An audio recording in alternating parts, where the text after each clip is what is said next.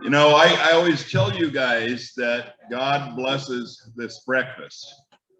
And this morning, as we were singing, I think it was the first song, which, by the way, Eric, I don't know where you are, but I'm going to start playing that song every time after I watch Tucker Carlson to bring me back down and calm me down.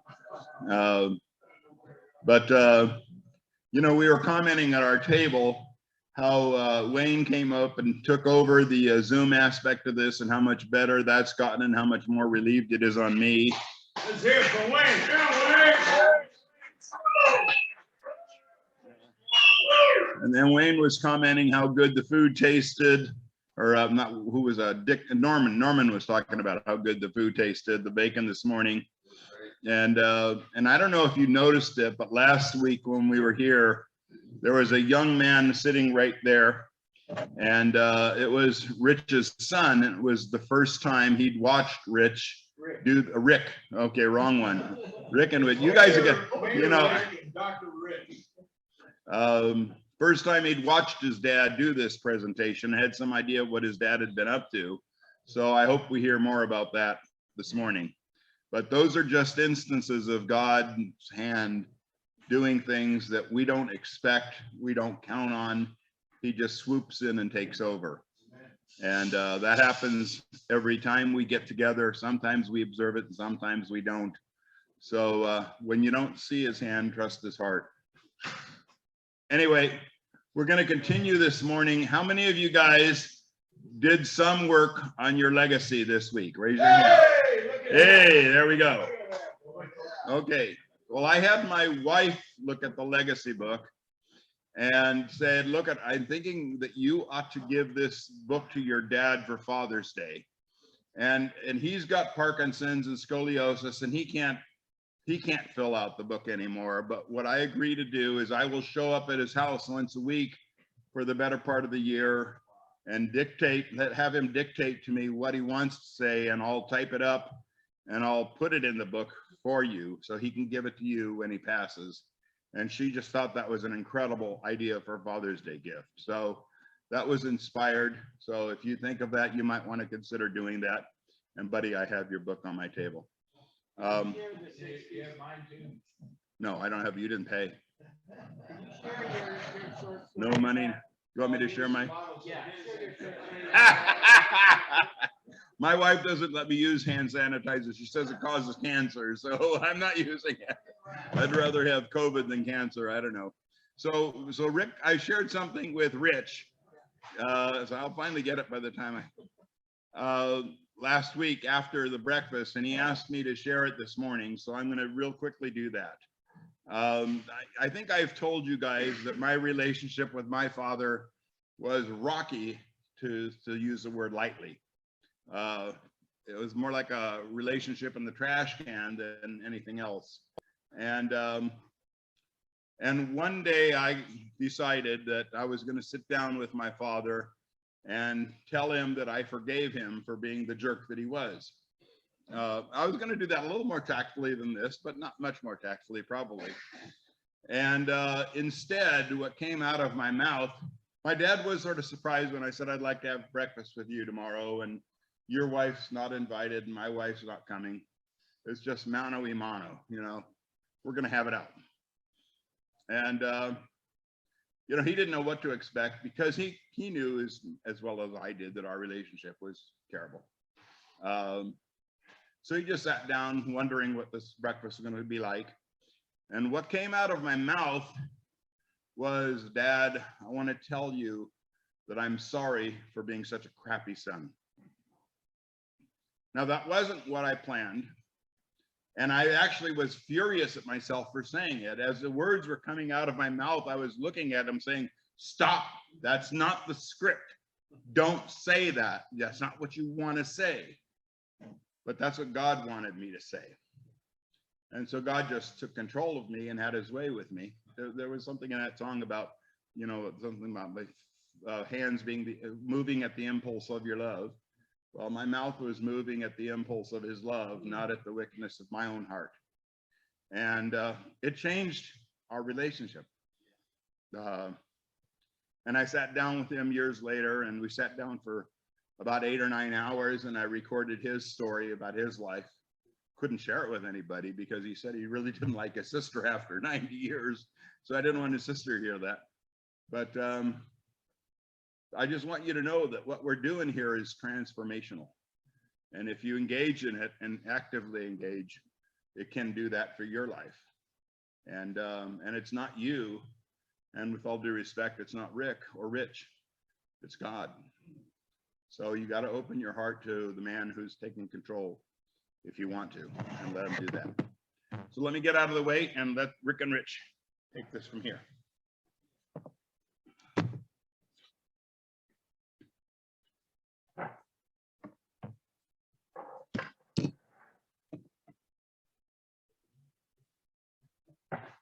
Morning, everyone. Hey, can you guys on the phone or hear us? The guy that have zoomed in. Good? Great. When do you guys say something so we can hear you? Hi. Hi. You. Hey, good morning. Good morning. Okay, good morning. Great. Yeah, we're really happy to be back again this week. Rick and Rich. And you know, we're doing sort of the workshop part of it today. We're gonna get interactive. And for you guys who haven't been here before, we're talking about legacy and every man's legacy. And we started off by introducing, you know, the elements of the legacy. And that is that it's the lasting impression that you actually leave when you touch people throughout your life. It's not about how much stuff you leave or how much money you give and that sort of thing. It's really how you touch people. They'll remember how you make them feel, not necessarily what you say. And your life story does become your legacy. And if you think about what you would like that to be, it's never too early or too late. Start thinking about that, living it and documenting it. And there's a lot of wisdom and a lot of experience that can help the younger guys to maybe think about what they can do early on and avoid a lot of the pitfalls and problems. And so last week, Rick shared his sort of life story, which I love, and I think everybody enjoyed. It's a story of transformation as well. What Jim said, this is about transformation. And today we want to give everyone a chance to talk about what we call legacy moments. These are defining moments in your life that actually impact who you are and who you become.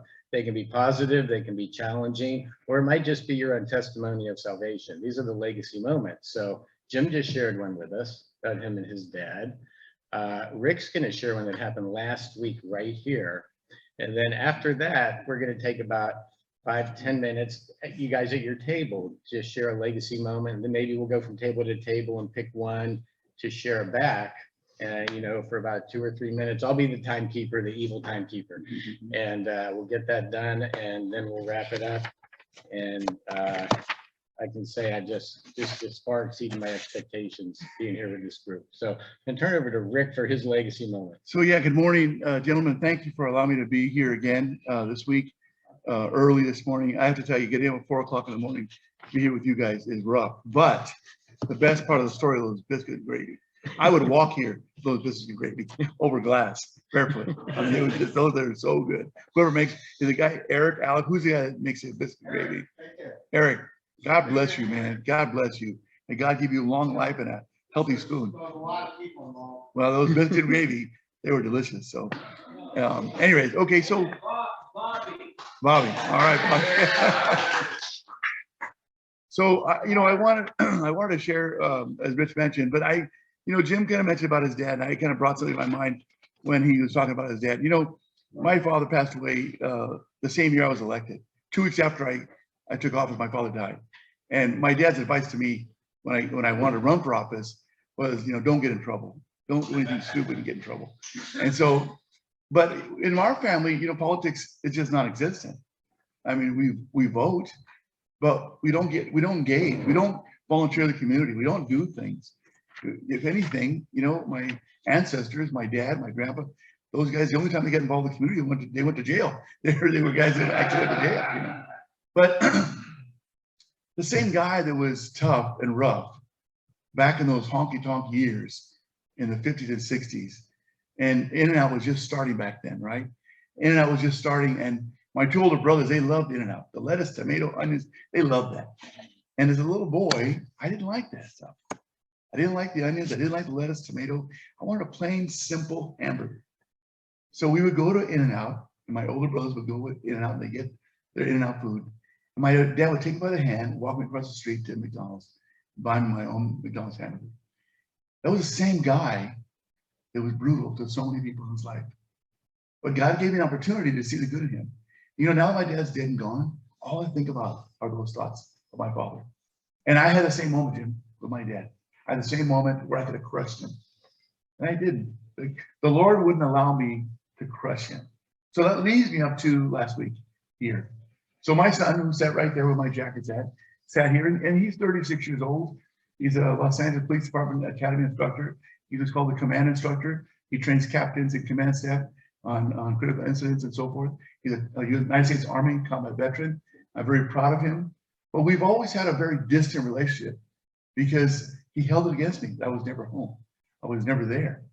In my life, my young life, I was like him, working around the clock, traveling the world, making $1, risking my life for somebody else other than my family. That was our relationship. And he always held that against me. And so when we were here last time, I said to him, I said, oh, I'm going to be at this church. He goes, oh, Dad, I don't live too far away. And I go to that church. I said, well, you want to come out and hear the message? He goes, sure, I have Friday off. I'll come out. So he came out for the very first time to hear this message. And he sat there, and I said to him, I said, do me a favor. I gave him my phone. I said, will you take a few pictures of me while I'm speaking? I want to put it on Facebook and share this with other churches and share the message. He goes, okay, Dad, no problem. And I did the message, and I sat here, and I watched him. I never saw him pick up the phone. But I said, okay, well, it is what it is. Maybe he's doing something I don't see. I'm focused on you guys. And the Lord opened my heart, and I spoke to my heart. And then I left. I had to leave early. I had to meet a guy in Norwalk at 8:30. So I left. I raced down the freeway. So later that day, I called, hey, Daddy. I said, what did you think? Oh, Dad, it was on point. It was awesome. I said, did you get any pictures? Can you send me those pictures? He goes, Dad, I'm sorry. I was so involved with listening to your story that I didn't even pick up the phone and take any pictures. That was my moment. That was my legacy moment. That God used you men, this time, this place, a divine appointment to kind of have my son and I, you know, we have a relationship. We're father and son. We love each other. But with my other 3 sons, we have a different relationship. I can call in the middle of the night, say, hey, you know, I need a ride to the pharmacy. I need a ride to the hospital. And they'll jump out of bed. He's the one that'll say, Dad, you know what? I got to work in the morning. I'll call an Uber. You know, he's that guy. But he sat here last Friday in this place, and the Lord touched his heart and my heart at the same time. That's legacy. That's legacy. If I drop dead tomorrow, he'll remember that moment. And I think that's the real point. You know, I told you in my story last week, I came close to death's front door numerous times, both in my job and with my health. I came close to it. And even the last time where this defibrillator went off and I hit my head on the counter and crashed onto the floor. And I said, when your heart stops, it stops. It's it, right? And so I laid there subconsciously and I thought to myself, this is the heart of my family. My wife, my 7 kids, it'd be hard on them if I die. But at the same time, I said, Lord, I'm ready. This, as you mentioned with your father, I'm ready, Lord. If this is what the plan is for me, I'm ready. Well, now I can say on the way home or whatever happens to me from last Friday forward, you know, my son and I have that bond again. We were missing since he was 6 years old. Imagine your father spent 16 years of your life. He's 36 years old. So 16 years of life I spent in other countries without him. And when I would remember times where when I was in Thailand, we would travel the countries, you know, on our job and our protection job, and we would go to Laos and Cambodia and Vietnam. And we'd go to these small little villages, and these small little villages always had little children that had no underwear, just a t-shirt. They were training how to, you know, be potty trained in their village. And so I would see these little kids, same age as my son Daniel, and they would always cry.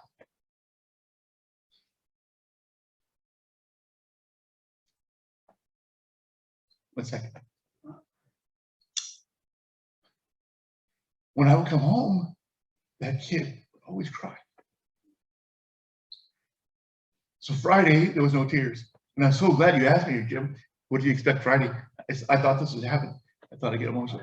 But amen. If one of my daughters would be in the crowd, forget I cry like a little girl. But my sons, I try to hold it tight for them. But that's what I thought about. I thought about that PTSD moment. I thought about those kids in Southeast Asia starving, living in those grass huts, and just waiting for somebody to give them rice or a fish to cut in the river. And then I thought about my son saying, "Dad, just don't leave." But that's our legacy. Rich always says we start our legacy as a child. And so my legacy now, from this point forward, from those times in my life that were upside down to now, my time is to spend making a good legacy moment for my children and my family. So if I die tomorrow, they're never going to think about those bad times. Like I can't think about my dad. So you're up, Rich. Okay, thanks. Thank you for letting me cry like a little girl. Thank you. Okay, no problem. Yeah, very good. Transformational, Jim. So, Hey, Dr. Richardson, yes. May I just say, us dads pray for moments like this. Yeah. Yes, we did. Amen. Absolutely. Amen. Praise God. Okay, what we want to do now is give everyone a chance to really think about some of their own legacy moments. On the worksheet last week, there was an exercise, which is a timeline, where you can actually start thinking about and documenting, positive events, challenging events. Maybe it's your own testimony for salvation. These are defining moments. They create the legacy. They create the story that we're writing every single day, regardless of where we are in life. So I want to take about 5 or 10 minutes for you guys at your table to share some of your legacy moments with each other at the table. And then after that, we're going to pass the mic around. Maybe one person share one of those from each table. It could be positive, it could be challenging, it could be testimony, salvation. So you guys on the phone too, we're going to engage you guys into this too. So think about that, and if you'd like to share, and then at that point, we'll be able to put a wrap on it. And we have Rick handed out the Father's Legacy, which is a guided journal, and some people have them and got them, and they're on the website. I have one extra one here. There's one for mothers. Not one for mothers that we also have. I'm going through this with my mom, and I gave it to all the mothers in my family for Mother's Day. And then for the transformational booklets, the workbooks that we've written, there's one for veterans, and then there's one for the retirement lifestyle and legacy. It's how you realign yourself and your life plan, regardless of where you are with God. So just take 5 or 10 minutes right now. Please share some of the stories with you, and we'll get back, and then we'll report out.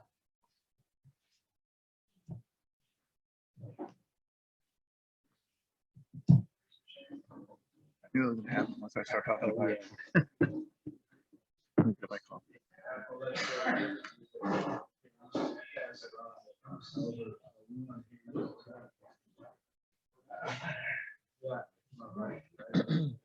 Well, I just,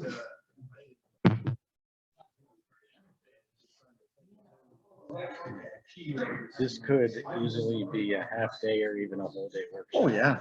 Oh yeah. Once it gets these guys talking. And you get talking, and they actually start documenting. Yeah. And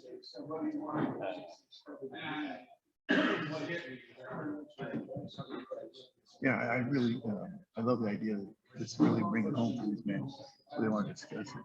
Yeah, it's awesome. so I'm taking a few pictures. I took a video of the worship, because now we can see him in the process. Yes, absolutely. Yeah, I did the same thing. I'll put that on Facebook and share it on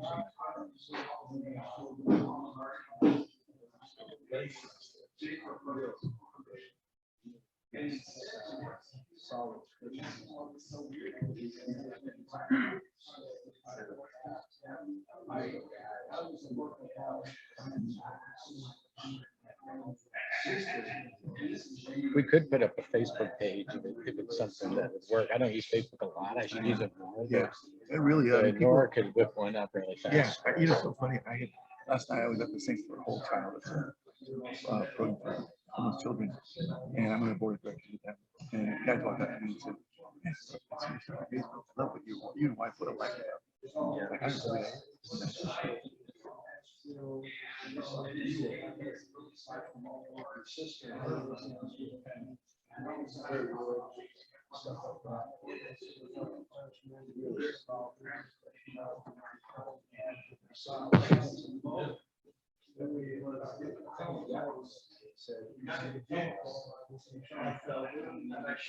You know the thing, legacy moment? I just come up with a lot of things like that. Yeah. I just sit there and God, That's right. that came to me this morning. Really? When I was went to Starbucks 20 minutes See, Chad. early. Whatever.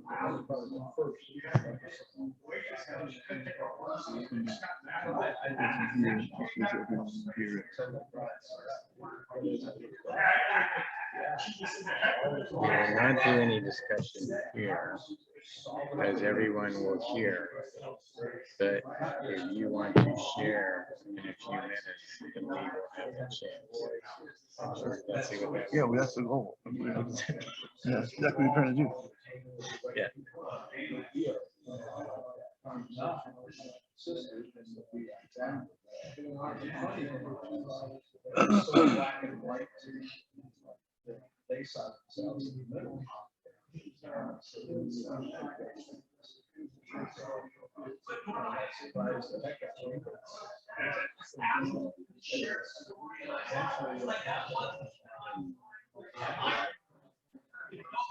You know, the guy that got the book 10 years ago, he started saying, Yeah, yeah, that's yeah. very, very common Really? in life for stuff like that. You know, when I first got mine from Daniel, Yeah. when I first got mine, I felt like we kept staring at like, get over here, do something with this, you know. Yeah.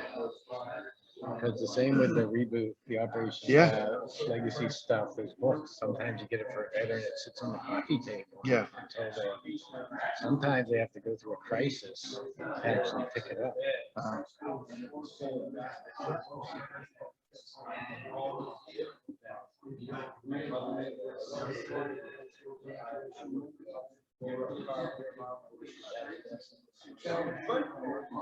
The website,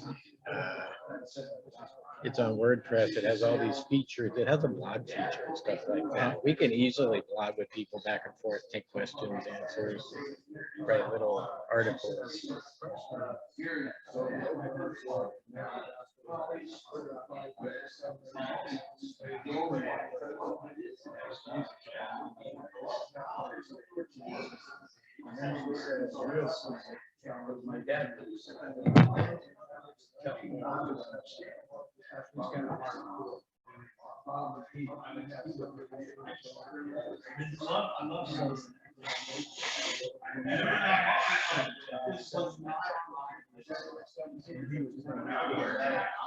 Ready? Let's see, we just did, it's been 4 minutes. Oh, that's it? Oh, Yeah. man, I was like, so you should probably, I'm gonna give him 7 you minutes. should probably reach Steve, everyone. What's that? You should probably respond to this guy. Oh, okay.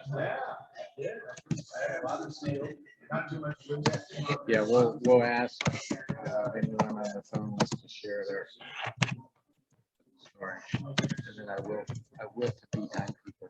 So I did.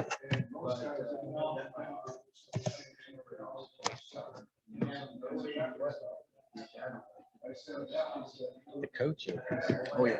Whole yellow pad. Yeah, he's a teacher. He does like motivational programs for kids. Yeah. In sports. Yeah, so he had the coin, the logo on his t-shirt. Yeah. So I'm gonna make him a couple of this with the coin on it.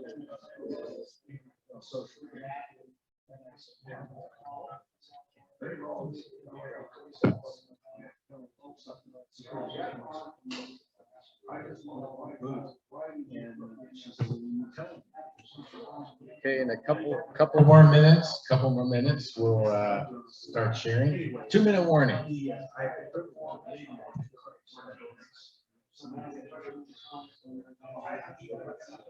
Yeah, this binding, it looks like a little easier to write on Yeah. than mine. You have to really open it up.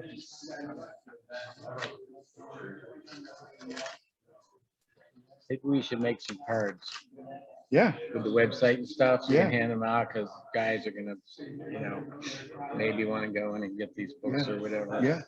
So, So I just need to, let me know what the card is supposed to look like. How you lay it out and have, they're going to lay it out for us and whatever makes you want on like that. okay.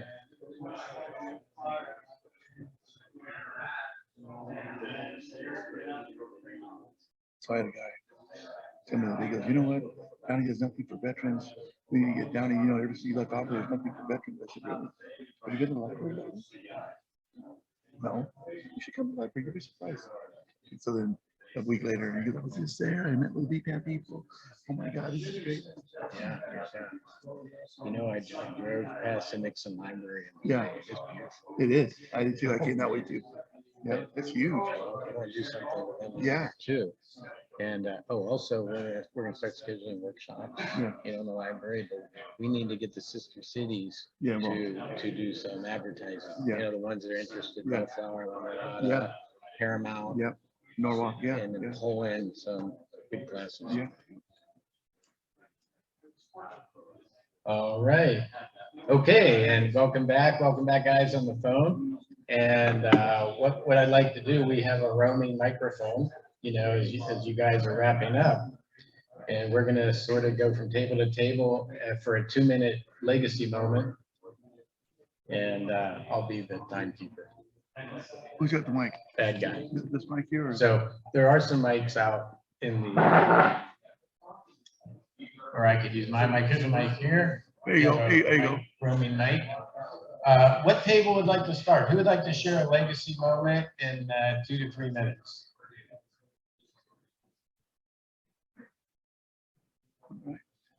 Very good.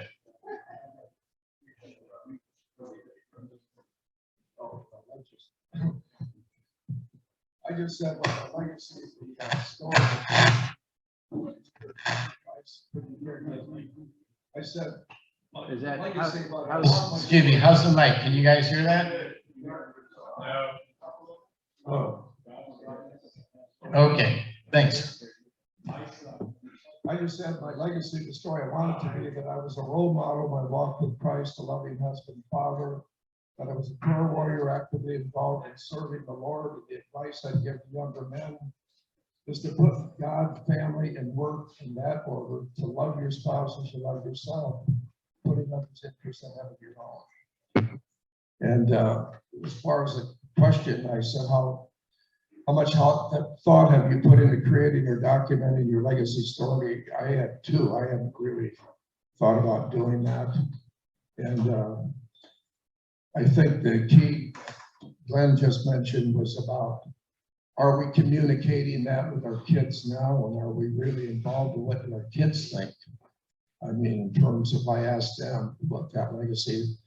But we had a conversation, my wife and I, last night with our son, and Jimmy says he's got all kinds of issues right now with his arm and infection. And he said, Dad, I've got all this stuff going to work. And he said, I got my work ethic from you. And I love you and Mom. And he went on a role model that he would want to be himself. But anyway, I had a lot of the events here. I just started on that, and I could probably write for hours. And my kids don't know any of this stuff about how I grew up, what I went through. I had a father that was an alcoholic. He died of cirrhosis of the liver. He was gone. He worked on the railroad, putting in telegraph lines. He's been gone 3-4 months.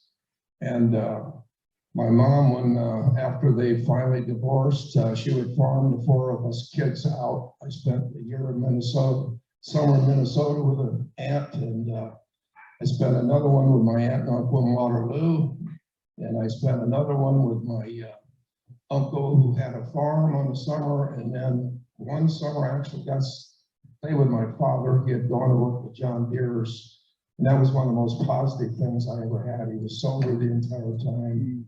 Took me to the fair, took me fishing, and he had a 38 Plymouth. He put me on his lap and let me steer the car when I was like 12 years old. So that was a good moment. So, Excellent. but there's just so many things I could do, and Yeah. some of the experiences I had in the Marine Corps, which were bad, challenging, some that were great. So anyway. Very good. That was 2 minutes and 20 seconds. That's what it feels like. 2 minutes. And Good 20 job. seconds. Good job. Thanks. Thank you. Great job. Let's give them a hand, because that's what it's about. You start thinking about it, you get those memories flowing. My mom's 91. And she's got some memory issues, and I sat down and started talking to her about the stories. She forgot a lot. She didn't know a lot, but I sat with her 3 times, and by the 3rd session, the memories start coming back. She remembered her first kiss. 78 years ago. And she had a smile on her face, like I haven't seen in a long time. So thank you very much. Let's go to the next table. You guys have a legacy moment you'd like to share in a couple of minutes at the next table. And then we're going to go to the phone after this before the rest of the tables. And okay, your names so that we know who we're talking to. Gary. All right. Gary, the only Gary here at this moment.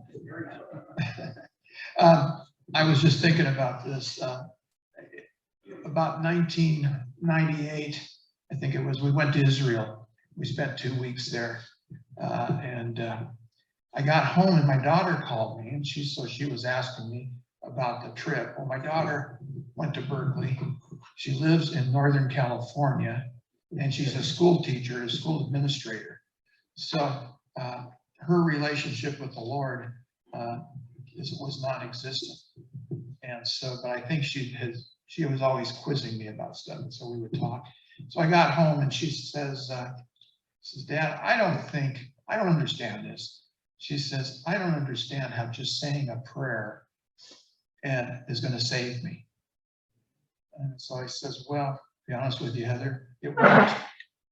And she says, well, what do you mean? That's what they told me. And I says, well, it's partially true. I says, saying a prayer only means something if it's coming from your heart. And God sees your heart. That's what saves you, if you believe in him. And she says, I never looked at it that way. And so she's started her journey to learn about Christ. Fortunately, I have a nephew that's senior pastor of a church about 15 minutes from where she lives. So she started going to her church, to his church. So needless to say, I called him right away and told him that she was coming to pounce on her. So that was a good moment for us. Wow. Right on. Awesome. Yeah. You said she went to Berkeley? Yeah. That's a fertile mission field, isn't it? She went and she got her master's and she's in the process of getting her doctorate right now. So she's not a stupid kid. Excellent. Very good. Thank you. Thank you for that. Yeah, let's go to the phones. Anyone on the phone like to share a legacy moment story? Not anyone. Which one would like to? How about Steve? Steve, you want to share? He's muted. You have a moment, Steve? You're on mute. Yep. Got to get you off of mute first. There you go. There you go. All right, there you go. Yeah, right now I've been thinking a lot. Actually, I had that legacy book on my bookshelf for a couple of years now, and I've never really gotten into doing it. So I pulled it off and started working on it a little bit, and have thought a lot about my dad and our relationship. And so I'm in the process of doing that, and I'm really considering about contacting my brother and 2 sisters to see what they can remember about the good things that happened. So it's a process, and it's thank you for helping me get it kicked off. Thank you very much. That's great. You know, many of us have had the same book on the shelf for a long time. It's not an unusual thing. It's very common. We get something, it sits for a while, something triggers us, we pick it up, we write it. That's very, very common. Yeah. And thank you guys. If I can share with you that, Please. you know, my son Daniel, the one that was here last week, he when he gave me this book, you know, he gave me this book and it said the greatest gift of age is wisdom. Hopefully this book will help you share your life and wisdom that you have gained over the years with us and the generation to come. Now, this was written by this young man when he was like in his early 20s. He gave it to me, but just like you, Steve, it sat on my desk and it kept staring at me and staring at me. And you know, finally one day I just picked it up and I just said, I'm gonna, I was traveling all around the world back then, and I put it in my briefcase. So every time I opened my briefcase to do some work, I saw that book And I wrote another page, another page, another page. Within a year, it was done. And as it was done, I didn't realize the impact. I mean, I didn't realize how God would use these pieces of paper in this binding, and I gave it to my kids to all read. They all read it. They all were excited to read it. And then I gave it to my mom and dad to read it. And I thought, gosh, they're gonna be a little upset with me. There's some embarrassing moments here. You know, who wants to hear about, oh, my dad went to jail? Who wants to hear, oh, my dad was drunk at this time? Who wants to hear those stories? But my dad focused on us praying together. He focused on, just like I do now, he focused on the good things in our relationship. So for me, we were talking about this the other day, Rich and I, we had to find a vault, put this somewhere, because that's so much meaning, you know. Definitely can't lose that one. Yeah. And you know, what I really like about it is for younger guys, you get started now, you see the questions, it's actually the outline of their story. And they can write it, start writing it now and update it as they go along. So how about the table right in the middle here? We'd like to share a legacy moment here. Okay, there you go. No, I'm ready. I didn't want to because I didn't want to stumble and mumble too much, but I've been trying to journal and get all of this in line, but I only have the peripheral stuff. I've been doing it for about 3 years. But probably the most important one is my dad was at St. Jude about 9 days before he died. And I had worked with him for 9 years prior to that, from 13 to 22, when I committed my life to Christ. And in our travels back and forth from Inglewood to Brea, I probably tried to share with him 3 different times, and it was always, yeah, I don't believe that. Nah, never thought about that. No, I don't need that. Oh, that's good for you. It's like, where do you go with this? How do you come in with authority over your father when you're young? And I never made any progress. So he died ultimately from drinking too much. Doctor told him, "Quit doing this, it's going to kill you." That was his pleasure. You know, John Wayne mentality, self-made man. I can do this. So 9 days before he died, he's in the hospital. And doctor told him this time, too late. You know, you're done. Nothing we can do about it. So I go in and I sit down and I start over. All right. And I don't remember the words exactly, but do you want to spend eternity with God? Why is it? This is what it was. Why is it that you won't accept Jesus into your heart? He says, because I don't know how.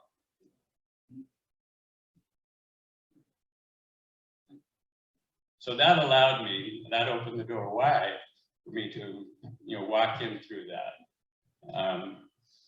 Now, like what Gary just said, the prayer isn't what does it, it's the attitude of the heart. But he was fearful, I do believe, and he would never admit to being afraid of anything in his life.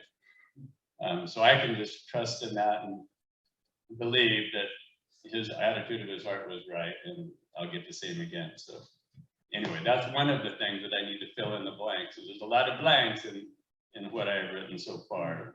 The important things of what it is, or what I have failed to fill in at this point. So this is an encouragement for me to keep doing with some intensity. And then sometimes people With some purpose. actually take that, purpose. This is part of the new purpose.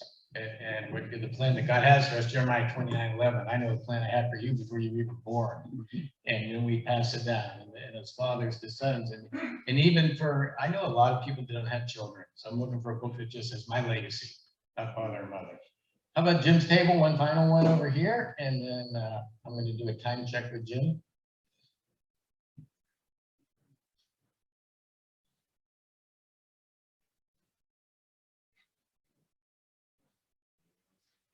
While they figure that out, I should say, in my business buddy that I'm in now, they say, get to that immediately, if not sooner.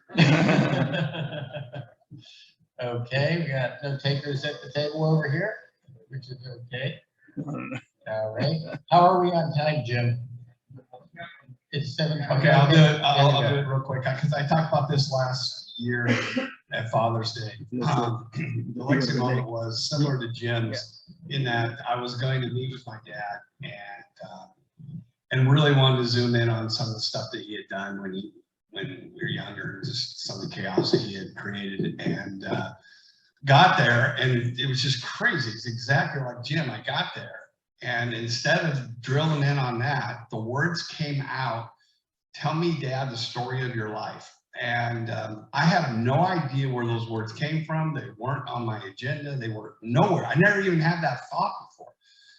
And for whatever reason, Ray pointed out, it triggered my dad, who was very quiet and secretive, and to open up. And we ended up having, it just transformed our relationship. We got together at Norm's off of Euclid for the next, every week for months after that. And he would pick up where he left off with incredible detail, sharing the stories of his life with me.